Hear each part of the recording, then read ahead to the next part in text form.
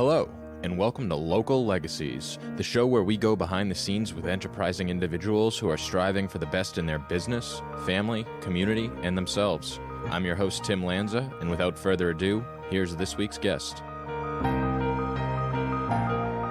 All right, welcome back, everybody. Today in the studio, we've got Sam Sqailia of Fitchburg, Mass. We've got a whole lot to talk about today, and you're involved with a lot of different things in the community, small businesses, volunteering, civic service. So why don't you maybe introduce yourself, give whatever combination of titles you'd like, and we can go from there.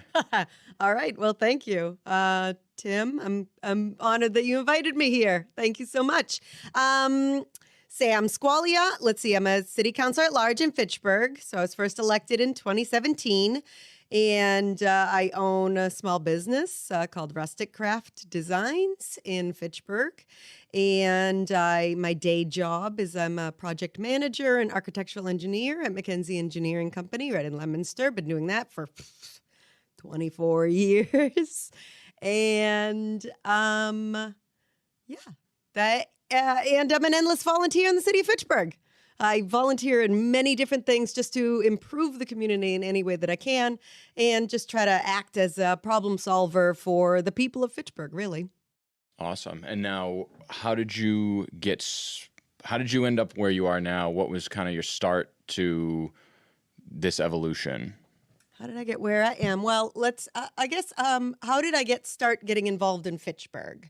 So in 2010, I had my daughter, Nicolette, and in about 2012, it was time to send her to daycare. And daycare was really expensive. I sent her to Piccolo Mundo in Leominster, and it was, I don't remember what it was, but it was like, wow, this is so expensive, daycare. And I said, and my husband is a carpenter, woodworker. And when we moved into our house in Fitchburg, I bought my parents' house in 2007, he made some furniture, some like live edge wood furniture. And I said, what if you sold some furniture? I could sell it on Craigslist and we could make some money and we could pay for the daycare.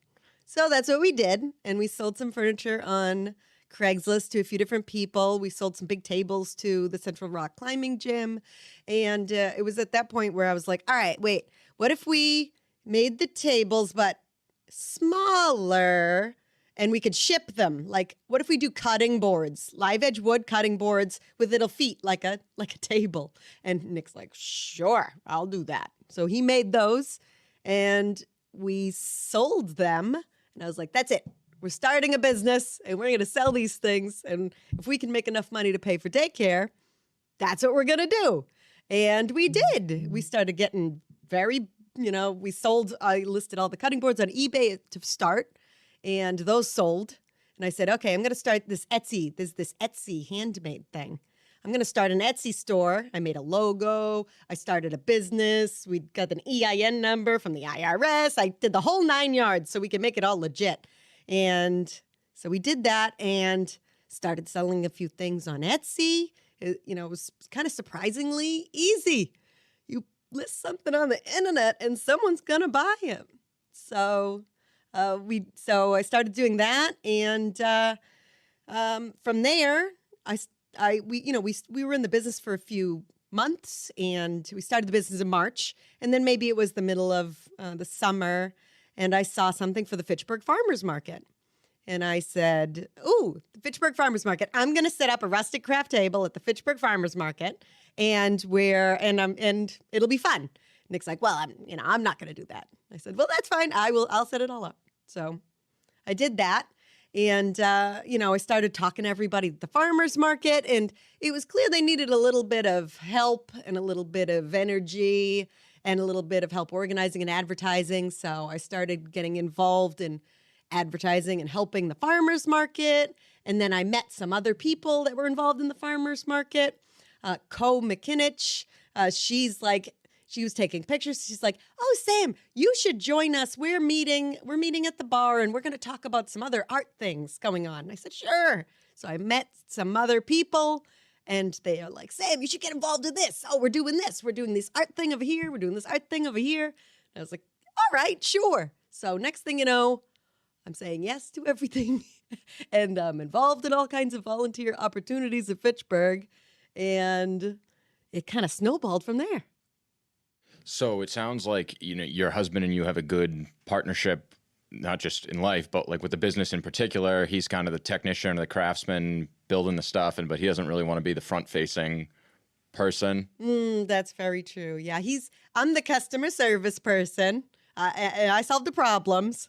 And, I take the photos and I handle the internet and the taxes and, that. And then he makes the things. Sometimes he even sews the bags and he ships the items.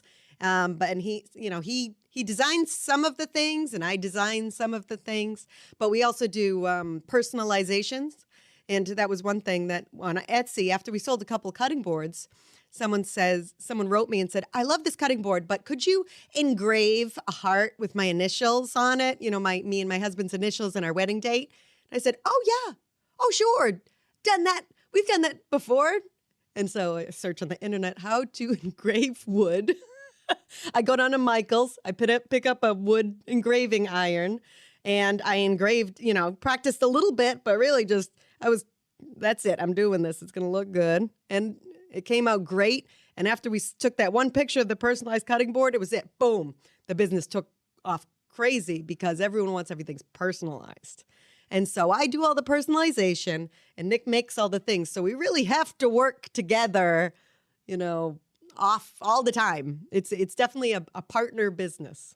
Now, are most of your sales online, or are you selling locally as well? 99.9% of our sales are online. I set up at the farmer's market for maybe 3 years. I didn't really sell anything in Fitchburg. Sold a few things, but this area is not really the market so much as we get a lot of sales internationally, and Canada and California is big. New York, our items aren't inexpensive. So it's not necessarily popular around here. And I don't really promote it locally so much as when I did set up at the farmer's market. But yeah, we do everything on the internet. Now, were you actively trying to promote the business, or did it just kind of take on a life of its own? So, before I started getting involved in Fitchburg, really, I was involved on Etsy.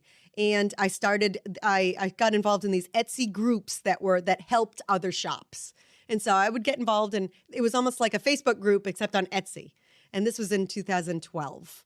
And before really Facebook groups, I think were even there, or at least before they were really popular.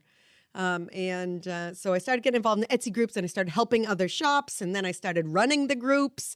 And I basically did what I do in Fitchburg, except for shops all around the world.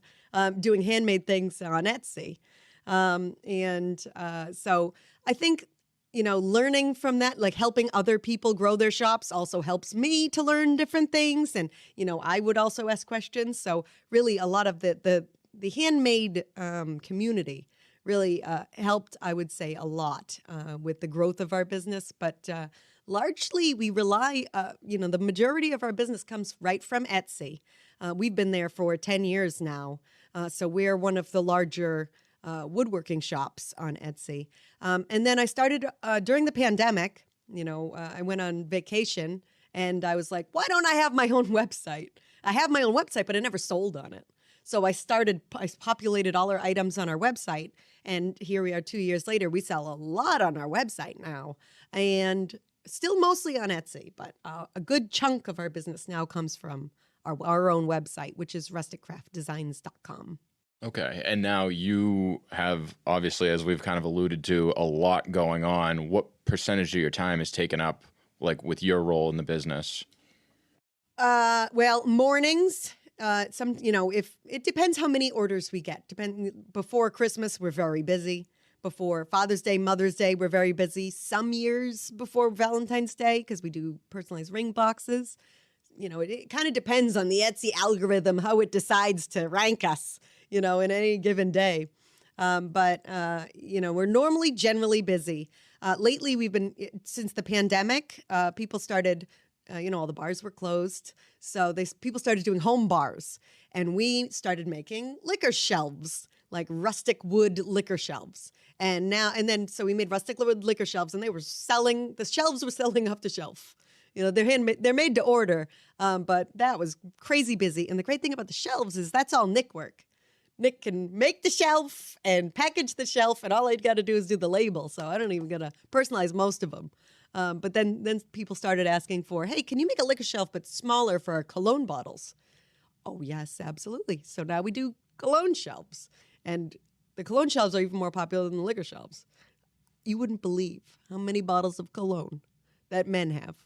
I mean, they can fill 26 inches times 3 tiers. Easy. And like the cologne bottles, they don't even have room. They're very popular. I have none, so I feel like I'm behind. Yeah, well, you are way behind. Let I me guess tell you.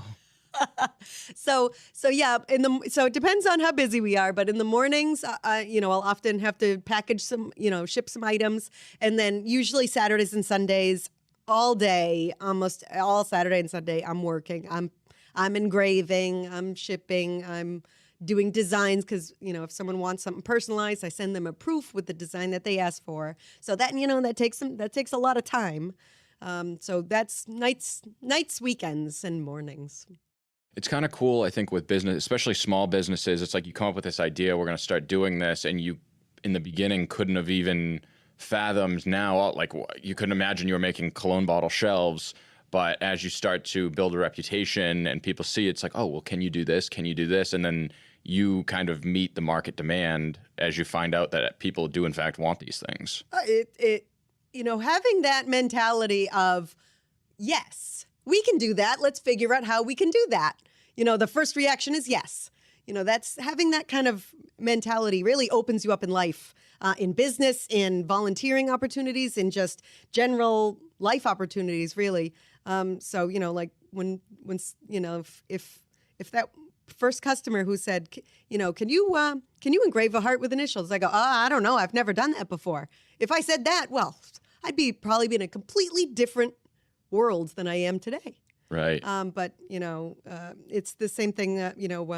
With I was asked, hey, you do engrave cutting boards. Could you? We're giving this hammer, this sledgehammer, to Pete Seeger as a gift because he helps us at our New York garden.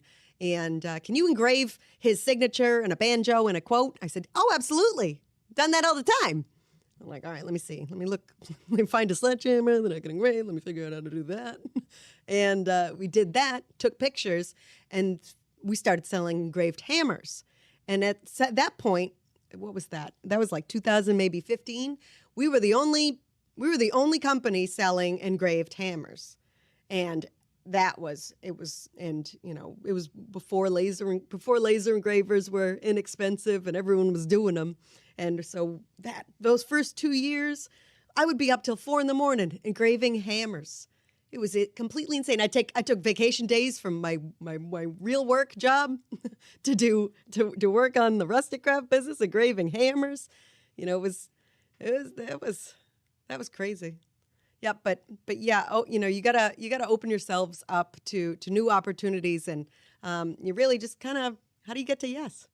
And this all started just as like a little side thing to pay for daycare. That was the goal. That was the original goal, but it grew into something that Nick was a carpenter, and he was, working during the day, and then he'd come home and he'd make all the things at night. And it got to the point where he's like, I can't do this anymore. I can't. I'm so tired. I roofed whatever. I worked on a roof for the past week, and now I got to do this, and I can't do it. I'm going to quit my job. It's like, all right.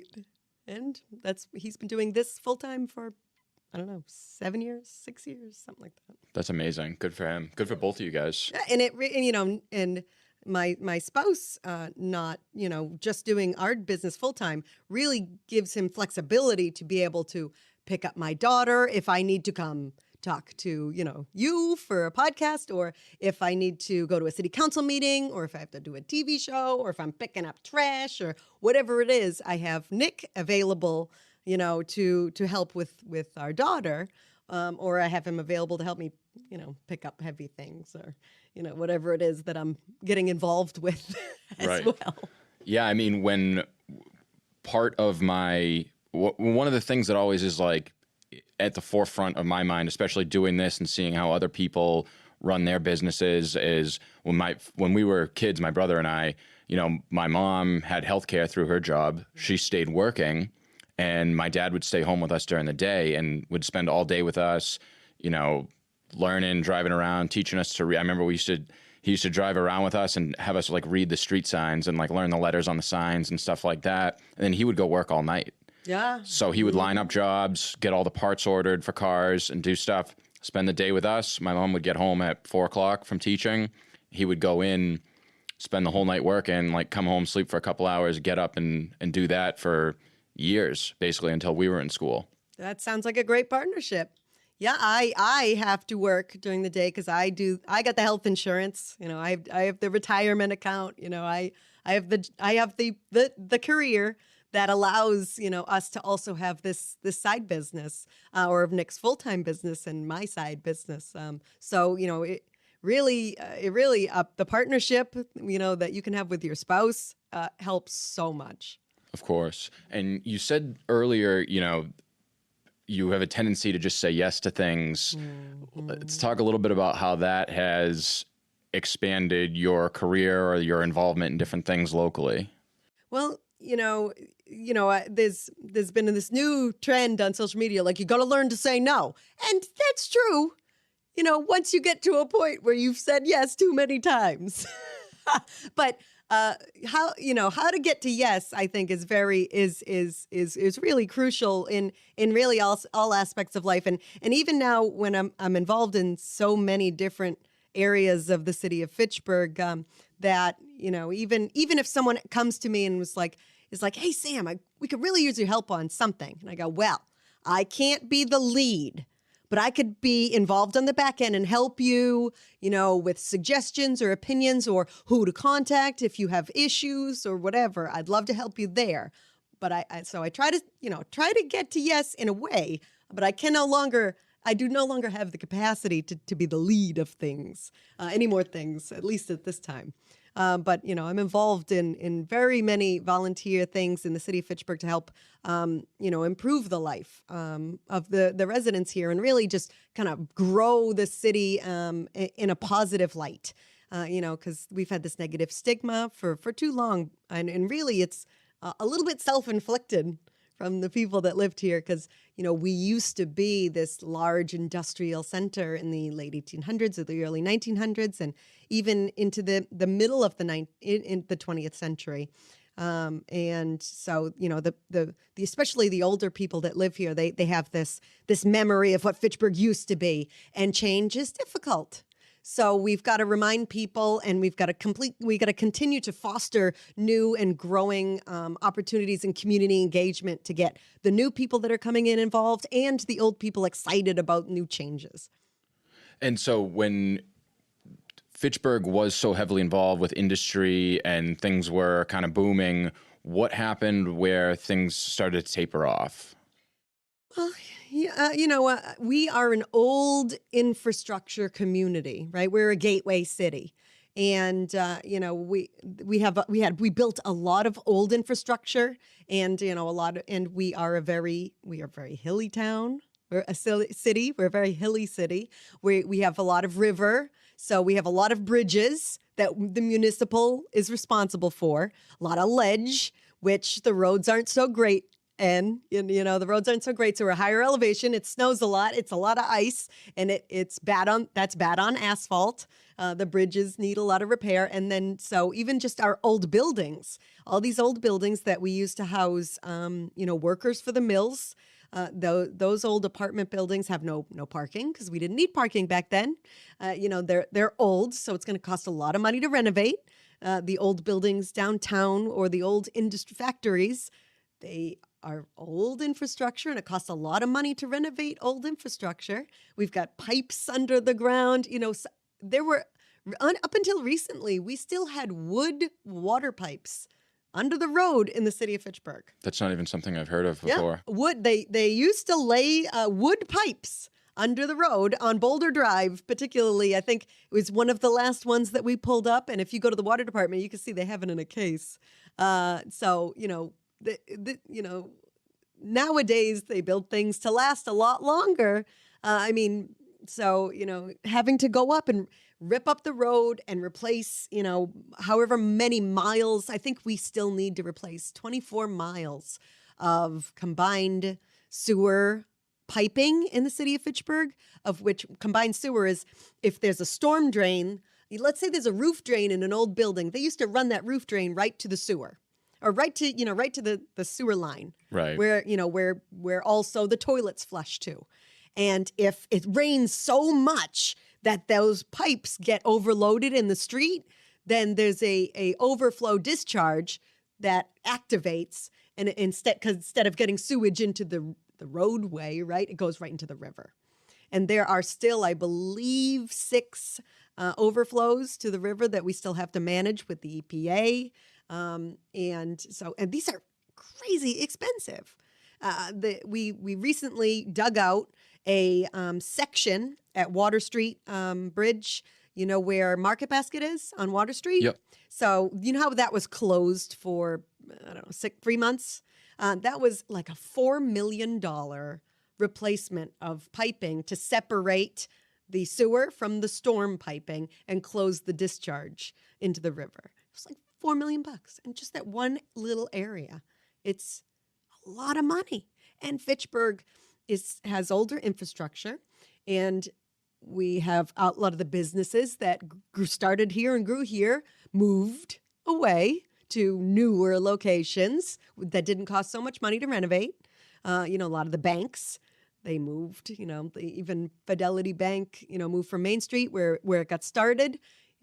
So we need more investment into the city, and we need commercial businesses. We need jobs that would attract, we need good paying jobs that attract people to work at these jobs. And then these people have money to spend and they go to the restaurant, then the restaurant can pay, the taxes, and then the city collects the taxes, and then we can afford to fix the roads.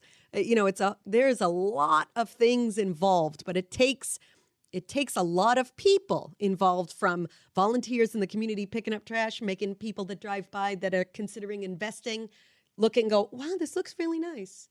Or even people investing in property and spending money to fix it up, knowing that the payoff is maybe 10 to 20 years into the future, or searching out grants, state grants, federal grants, there's city grants, there's ARPA funds. There's a lot of opportunity. It just, it's going to take some time. Right. Yeah. So in regards to, like, you mentioned both grants and taxes, but for instance, for that $4 million project, like, where does the money for that come from? So, well, in the past, we at one point we had great water usage, right? We had a lot of businesses along the river, and they used a lot of water. And when they used a lot of our water, we have a lot of water infrastructure. And when they use the water, we get paid for it, the city, right? We have water, there's a water fee and a sewage fee. And in the past, we took that money and used it to balance the city budget. And if instead we took that money and reinvested it into the road, the piping, we might not have such a shortfall. But we did in the past. That's what they decided not to do. But so here we are today. The water and wastewater funds are an enterprise fund, which means that they're completely separate from the city budget, in that the city can't take from it. It's its own separate fund. The money that the city collects from the sewage or the water goes into its own fund that we then use to pay to fix the water lines, or upgrade the sewer system, or upgrade our waste treatment plant, or whatever it is. And now those businesses that were using the water before obviously have since left, or are no longer using nearly as much water. What types of businesses would you like to see come into Fitchburg that would help generate some of that tax money and be able to start reinvesting that in the infrastructure? What kind of businesses? I mean, I'm open to any kind of business, really. But, I recently attended a Chamber of Commerce event where we had the Massachusetts Life Sciences director there. And, he made a couple jokes about how how you don't have to be a rocket scientist, but I am. He was very captivating and engaging, but he made a great pitch, noting that Massachusetts is not just the number one in biosciences and life sciences, biology, these kind of medical, innovation technologies, manufacturing, and, education and kind of design and creating new technologies. And we're not only number one in the United States, but we're number one in the world. We're like a hub of life sciences. And I know we have a couple in Fitchburg. We have, Select Engineering. They make some small medical components. And we have Micron, who makes some medical components. We have a number of industries in Fitchburg that are also involved in that. We have a university. So, I saw Dean Mazzarella, he was also at that meeting, and he's on his Inside Leominster. He's talking with life sciences people. He sees it as well. We could be a regional manufacturing hub for these businesses that do these life sciences out in the Boston area. Maybe they have their people out there, but the manufacturing area out there is very expensive. Whereas you can get area here in Fitchburg and Leominster for much less money. And we have universities to support manufacturing workers. We have trade schools that can train workers. We have the capability to assist the state of Massachusetts with really burgeoning life sciences. We're already number one in the world, but we can grow even more, especially in North Central Massachusetts. Yeah, because in Leominster, my shop is literally probably a quarter mile from Tech Park. Yeah. And obviously Leominster was huge with plastics. A lot of those companies have either gone out of business or left and gone elsewhere. So it's kind of a similar situation where you've got this large facilities that could be used, not for like a restaurant space or something like that, but you would need some sort of like manufacturing, life sciences. And now I know you just were at a meeting recently for like cannabis. Yes. When there's a couple different grow operations that are in Fitchburg as well, is that something that you see as being like a promising opportunity? I love the cannabis manufacturing market. I feel like Fitchburg really did a good job of welcoming the cannabis manufacturing market. We had one of the first in the state, even before, when it was medical only. We have Garden Remedies on Airport Road.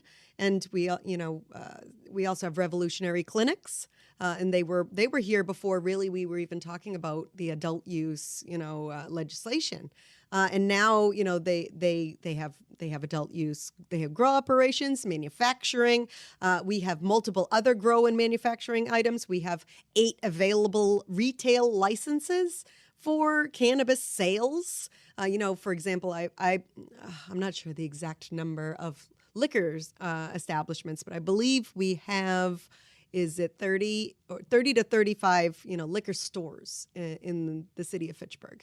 And so we were allowed we had to have a minimum of 20% allocated for retail, and the city council decided to vote to double that at 40% of the liquor stores license number. So that puts us at 8.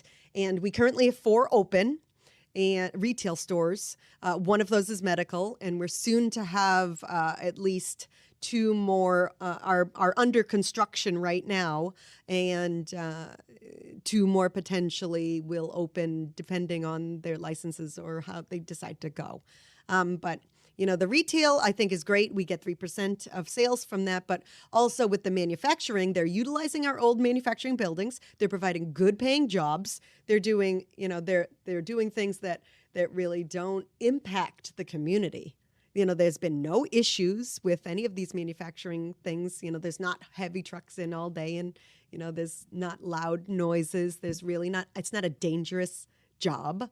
And they're utilizing these old factories that are really perfect for grow operations. You have, maybe the ceilings, maybe a wood framed factory with 12-foot ceilings isn't good for these, maybe a life sciences, biotechnical mold manufacturing facility, but it's perfect for growing cannabis. You don't need that much, height. A 12-foot high ceiling is completely adequate. So really, Fitchburg is a great location, and I feel like we've been very welcoming and accommodating for the cannabis grow industries. Well, and you see what's happening in states like Colorado and Oregon that were like early adopters of this, and now they've got an incredible amount of tax revenue from the business. And I think Massachusetts was like closer to the beginning, but and there's states that still are not there yet. But these states are seeing like, look how much money is coming out of this, going right back to the, obviously there's a market for it. The consumers are looking for a quality product, and then they're willing to pay for it. So that tax money is going to come back to either the city or the state and able to reinvest in those types of things. Oh, absolutely. And, every single city and town that, is eligible to do a sales tax, they've all adopted the full 3% amount because, you could have no sales tax at all, or you could go up to 3%. And all cities and towns in Massachusetts that have adopted it have gone to the 3%. And it's because, we need funds to, the roads are just an endless bottom pit of money. Right. You'll pave a road and 5 years later, it's already degrading. 10 years later, you really got to pave it again. There's no return on our value other than, having nice, safe roads for our residents and our businesses to be able to travel on. It's not like it's not an asset. The roads. So, we need to have consistent sources of funding. And the best way to do that really is through industry and manufacturing and good paying jobs.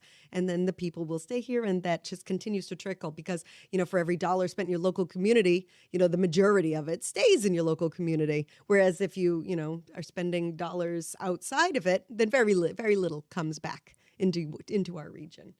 Right. And so at kind of like the opposite end of this podcast, or the getting away from the whole small business thing, now we've got an Amazon facility coming into Fitchburg as well, right? What are your thoughts on that and how that will affect the city as a whole, whether it be like through taxes, traffic with trucks, anything of that nature? We had the Simon International building, which was the first windowless factory in the United States. And so being the first windowless factory in the United States, you can imagine it's old. And it's an old building with no windows, which is not how we build them now. Right now, if we were to build them, if you go into brand new Walmarts, they're all natural light. For example, like new factories have skylights and window wells, and there's natural light abound. So that was an older technology, and it wasn't invested in. So I understand Amazon coming in, and it's a great, it's a huge site, and Fitchburg is, it's right on Airport Road, which is very close to the highway, and really they'll be able to potentially bypass the river and connect to a land, where Was Arthur signs. Yep.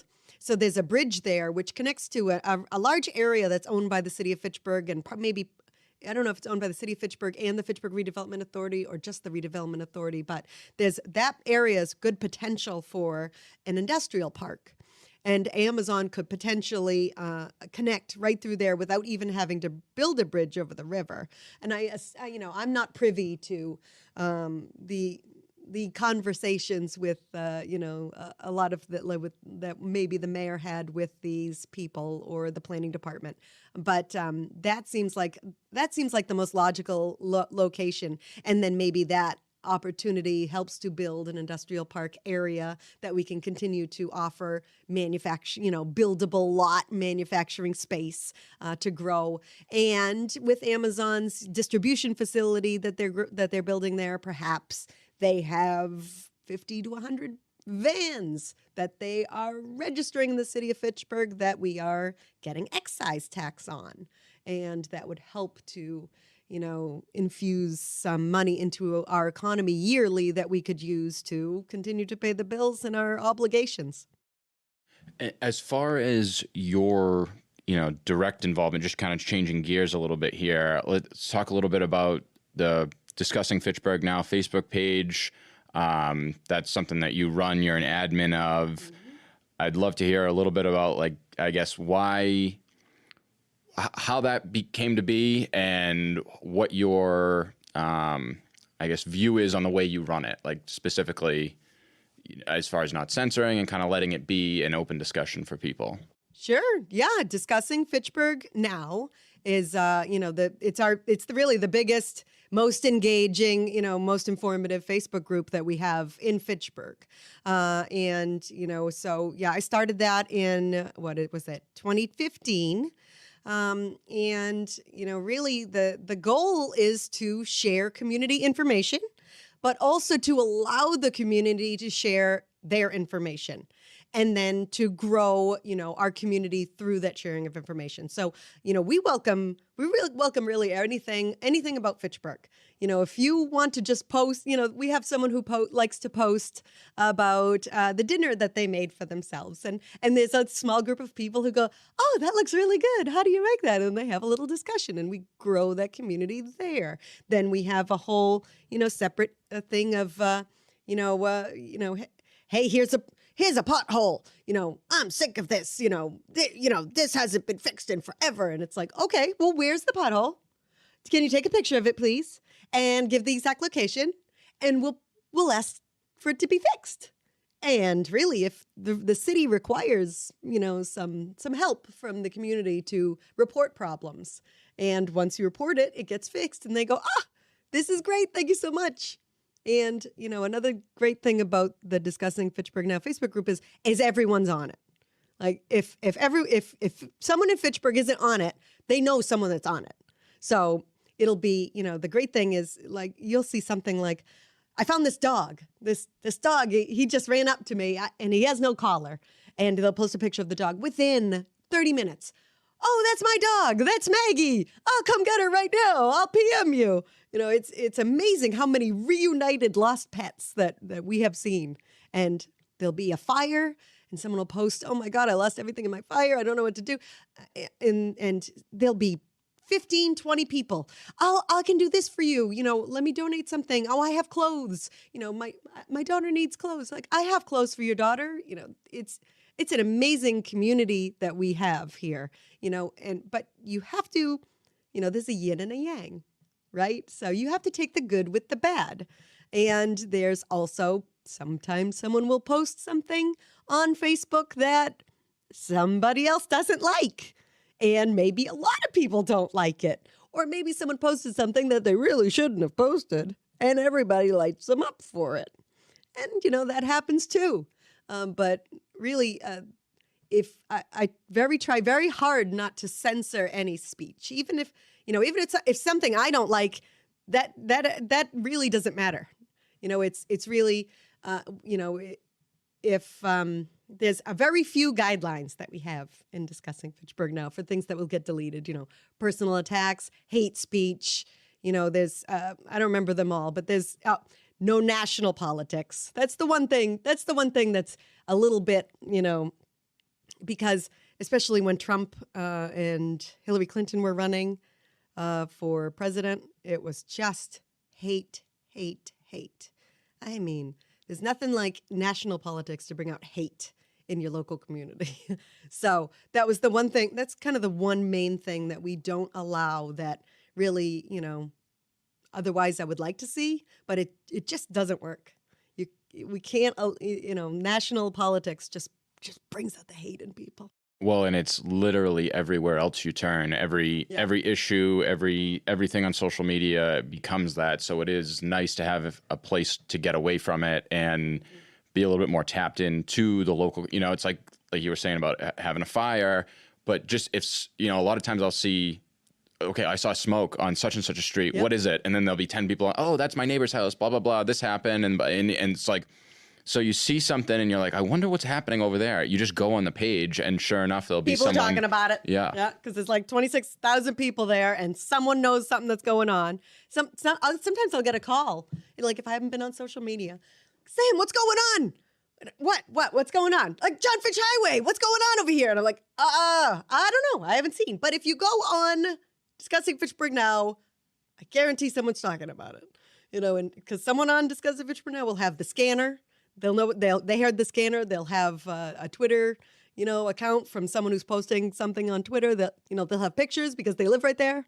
It's amazing how connected our community is really through the Facebook group feature. I really, for all its faults, it's really the greatest community building tool that we have. Well, and you in particular are, I would say, like beyond actively engaged in it. And I think that people that are city workers sometimes get a rap for like either hiding in their office or like avoiding work in general. Whereas you seem to like go out and seek, not necessarily like conflict, but you're seeking problems and then looking to find a legitimate solution to them as soon as possible. So when people are saying, oh, I have this pothole, you're the one saying like, where is it? Send me a picture, send me the address, and I'll get that information passed along. And you're like a conduit between the community and the city to allow these problems to be resolved quickly as opposed to just lingering forever. Thank you, Tim. I that's really what I try. I don't go out there and fix the pothole myself, but I know who to because I've been involved in the city for so long, and I've done it, so I know who to contact to fix it, and I know how to contact them to fix it. Not necessarily. Some people are like, well, just call the city. It's like, well, they don't know. People don't necessarily know who to call or what to tell them. Or they might just get frustrated and go, whatever. It'll get taken care of eventually. Whereas it's very easy to post something on Facebook. And then I just go, I usually say, please send me a picture and an approximate location. If you can actually just send me a picture of how big it is and then a picture showing me where it is on the street, then I always say it's so much more helpful for the DPW if they know exactly where the problem is. Then they don't have to waste time. They know they're not wasting time going out to fix something. They know exactly where it is. They know how big it is, so they know who to send. So that's just, for example, for a pothole. But there's so many other issues that people don't know. People don't necessarily know who to contact. This tree that's dead and it looks like it's going to fall in the street any time. Hey, they'll take a picture of it. They'll post it in the group and go, this tree looks like it's going to hurt somebody. Oh, okay, that's a great picture. Where's the tree? What's the location? And they'll say the location. Send it to the DPW, to the tree warden, and very quickly they take care of it. So, having that opportunity to have a non-judgmental, I'm not judgmental, but there's a lot of judgmental people on Facebook. You gotta take the good with the bad. There might be someone that goes, "Whoa, cut it down yourself."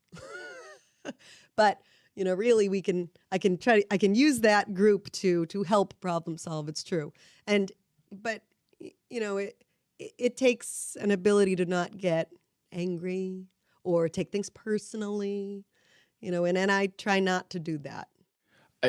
What is your mental health like for the amount of time that you spend on that page? Well, usually I feel good and accomplished and like we're getting things done and things are looking good, but, and it's also a place that I can share my, opinion of how maybe things could be better. But what are you going to do? And I can make jokes because without jokes, we'd just be crying. Very few times that I'm like, upset. Really the only times I'm upset is if someone I really thought, someone I respected and I thought respected me, maybe, says something terrible about me on social media. That might be the only times that I'm like upset. But really, I can handle criticism. I understand people aren't necessarily criticizing me personally. They're mad at maybe something's going on in their life, maybe, it's try not to take things personally. You got to kind of see where people are coming from. Well, everyone's mad about something in their life and you just catch them at the wrong time. And it's like you could be like driving down the road and someone cuts you off and you're furious. And then you realize one day comes along and like you're the person cutting them off because you're late for something and you're freaking out. And you're like, oh, that was just me that did that. And now that person's probably behind me thinking, I can't believe this person just did that to me. Yep. It's hard sometimes not to type something out really, and you're like, backspace, like, no. It's not worth it. It's okay. Maybe they're just having a terrible day and they've got to lash out at someone. You just got to learn not to take things personally, learn to forgive and forget. I don't know. I think it takes a lot of years to teach yourself not to get so upset about things that really don't affect your life that much. Right. And the good thing for you is because of your consistency in who you are and what you're trying to accomplish with the page, and, then going also into your TV show and stuff like that, people that are paying attention can see who you are and what you're about. And so when someone comes along and says, well, Sam, blah, blah, blah, blah, blah, there's 20 more people to say, no, that's not true about her at all. Like, she's not like that. And if something maybe happened, it was for sure an accident or a misunderstanding. So you kind of build that credibility with your community that you're also trying to help. I do feel that. And, I got to say, I really appreciate it too, because if all I got was negative comments about me, if that's all I got and nobody ever stuck up for me, then that might affect me, right? That might affect my mental health. But because I have so many people going, defending me, saying, no, that's, whatever it is, there's lots of it. I'm a city councilor, so, there's lots of people who don't like me for some reason or another. And I'm, an admin of a Facebook group, so all it takes is me having to remove someone for some reason, and they hate me forever. So, I'm not, universally loved. But when people do stick up for me, I do really appreciate it. It's like, all right, good. So I just feel much better. It's true. Well, and it's interesting because it's something I've been trying to do with this podcast for my own benefit, talking to people, is try to establish my own opinions on certain things, places, people. And, you take like the mayor of Leominster, Fitchburg, any town, right? And you talk to somebody that hates them, hates their guts. Yeah. And it's like, why? And it's always a reason that's like, doesn't really seem like a good enough reason to be so like adamant about hating this person. Then you talk to somebody else who these two people are friends, and that other person loves them. Can't say enough good things about them. And then you start to like unpack that, and they may not even have that many good reasons to support their position. And so it can be confusing. And one thing, when you're in the spotlight like you are, one thing can happen, or you can have an awkward interaction with somebody or whatever, and then that kind of sticks with them, even though it wasn't necessarily justified for them to feel that way. Sure. Just came to me, someone said something like, I said hi to you one day and you completely ignored me, and I'm like, whoa, I must not have heard you, because if someone says hi to me, I go, hey, hello, how are you? What's your name? Who are you? What's going on? I love to talk to people. And, so, yeah, like you said, like just a misunderstanding or just a misplaced gesture, can really turn someone off to all people. That's why forgive and forget. Try to look at the bright side. Try to assume that people are coming from a position of good intention. Always try to do that until they prove you wrong. Right, exactly. And now, can you talk a little bit about your TV show and what that is, and the type of guests you have on, what the topics are? Sure. Yeah, we do Discussing Fitchburg Now on FATV. That's the TV show is really just Discussing Fitchburg Now. It's the same of the Facebook group. Try to link the community, Facebook group engagement to, bringing it to the TV so that we can showcase even more people or discuss important, topics or problems in the community and share them really with our local area. I air the show. We shoot it at Fitchburg Access Television, but it airs on Leominster Television, and it also airs in Lunenburg. So, we really try to get our local regional area showcased. So I have had all kinds of guests. I do this show for the community. There's no one gets paid. I mean, well, the FATV staff does, but I do this on a volunteer basis. Really, I like to highlight anything in the community.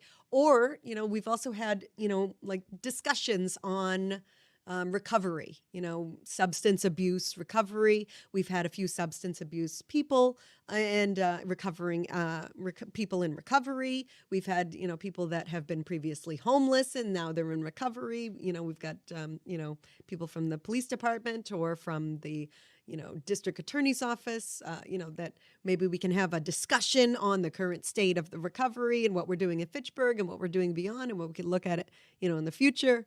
We've had roundtables on sexual abuse, particularly when people were children, and how they can overcome that, and maybe signs of potential abuse that you might see in your family. And we had the domestic violence advocate from the Fitchburg Police Department on to talk about her experience, kind of, and suggestions for the community. And then we've done very lighthearted things like yoga. We've done live yoga. Or we've done, like a little game show or whatever it is. But I'm open to almost any topic or show or to promote whatever we want to promote in the community. And that's why I do it. Now, if someone has maybe not seen your show yet or, is in the community but isn't really like involved, what are some things that are important to you that are coming up, whether it be like, in the coming year or in the next coming couple of years that you think that people should know about and try to get involved with? You mean in the TV show? Well, just like in the community in general. Like you're highlighting different things in the community, whether they be businesses, events, whatever. What are some things that you think that people should be involved with or get involved with if they have the opportunity? Well, segueing off the TV show, in May, in June, the Twin City Rail Trail is going to open, which is a 4.5 mile paved, 12-foot wide paved, asphalt trail that's both for walking and for running and for bicycles. And that connects, and eventually, FY 2024, we're hoping it will connect downtown Fitchburg to downtown Leominster. And so, what an incredible asset that will be to connect our communities and allow recreation opportunity, but also just non-vehicular transportation, between the cities. And so, that's one thing that I'd say we're really excited about. And I'm doing a TV show in May with Tom 10 Bike Shop, which is in Leominster, and the new Break, the Break Bike Shop in Fitchburg, and going to have them on to talk a little bit about their bike shop and a little bit about what you can get there, but also hopefully to do a demonstration on a common maybe bike problem that might happen on the trail and how to fix it. Like if my chain pops off the gear, how do I fix it? Or if I get a flat tire, what should I carry and how do we fix it? And we're doing a little kind of DIY fix your bike show in May. So that'll be fun. But other things that are coming up in Fitchburg, where the Main Street and Boulder Drive are currently going through a two-way conversion. So instead of having 2 lanes, one direction, it's going to be 1 lane each direction. So that'll really change the traffic flow in the downtown and it'll slow it down.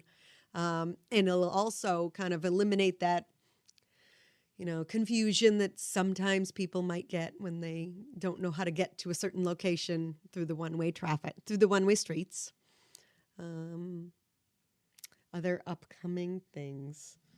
Well, we have a lot of ARPA funds. We have $31.2 million in ARPA, that's the American Relief Plan Act funds coming to the city of Fitchburg, which is a huge amount. I think Leominster only got like $20 million, something like that.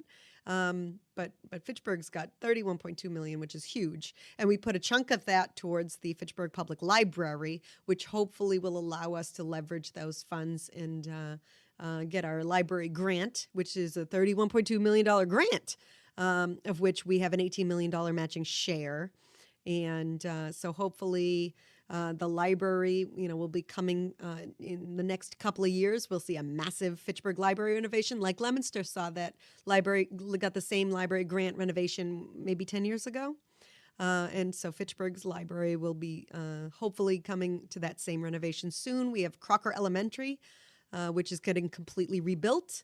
They're having the existing elementary school currently where it is, and in the process, they are building while they're building the new elementary school behind it.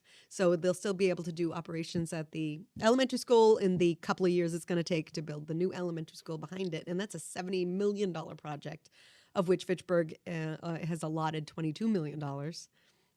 The Fitchburg Theater and the Fitchburg State University is still putting together monies from different locations because that's going to be a lot of money to do that, plus the $75 million garage that they want to build next to it.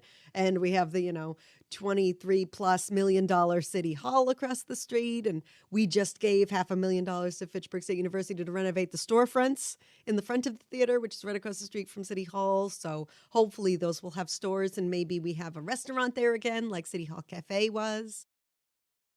Now, I know you and I had talked previously, something that is very important to you is volunteering and obviously like being engaged in the community. What are some things that people can do to get involved, and, what are you doing other than all the things we've talked about already to be more involved as far as volunteering goes? Well, I made myself a list of the things that I do, because sometimes it's like, well, how do you volunteer? And it's like, I don't even know where to start, because I try to do so many things. Sometimes it gets overwhelming. But right now, currently actively fundraising for donating flags at Heritage Park. So we work in collaboration with Dean Mazzarella at Central Mass Flag and Gift there. He gets the flags that we need for the nylon exterior 3-foot by 5-foot flags with grommets to hang up at our flag park dedicated to the diversity of Fitchburg and the heritage of our nations.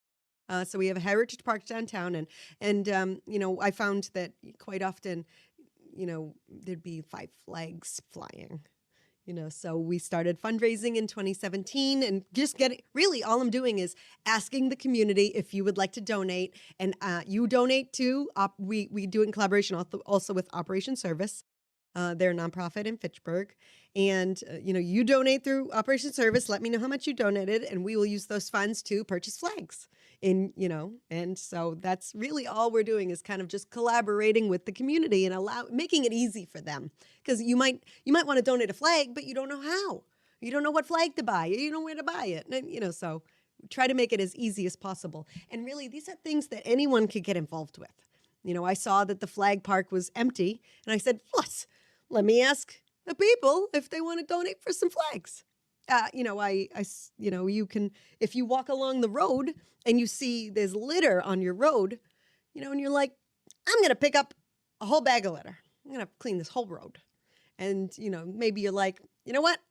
This whole neighborhood could use a lot of litter cleanup. I'm going to talk to my neighbors and ask them, maybe we want to get a day together and we want to walk around and just pick up the whole neighborhood. Maybe someone, that's happened before. Someone's like, Sam, if we did a neighborhood cleanup, how do we get the trash taken care of? I go, and in the past, I've always said, oh, well, I'll ask if you clean up the trash on your neighborhood streets, I'm sure the DPW would be happy to pick that up. And so, hopefully we can continue that collaboration this year. So I started Keep Fitchburg Beautiful, which is, a volunteer group where we clean up litter and beautify the city. We clean up litter, and eventually, when all the litter's gone, maybe we'll be able to plant flowers and rake leaves and whatever, But these are all things that anyone can get involved in. These aren't, you could do 1 hour cleaning up trash, 30 minutes. 30 minutes, you could pick up probably a whole bag of trash in 30 minutes, and you could make a huge difference just for, your community. Just one thing.